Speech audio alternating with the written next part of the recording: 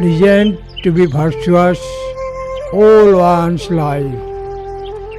Faith, wisdom, and shunning evil are equally good.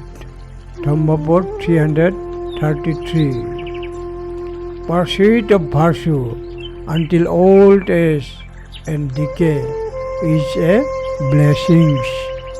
The acquisition of wisdom is a blessing. It is a blessing to refrain from unwholesomeness.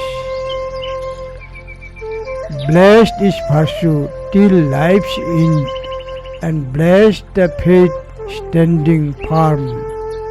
Blessed the attainment of wisdom, and blessed the non-doing of evils. Dhammapad 333.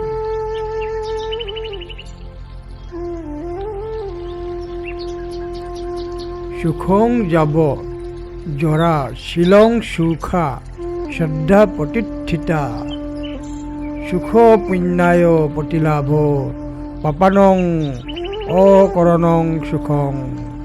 Dhammapad 333.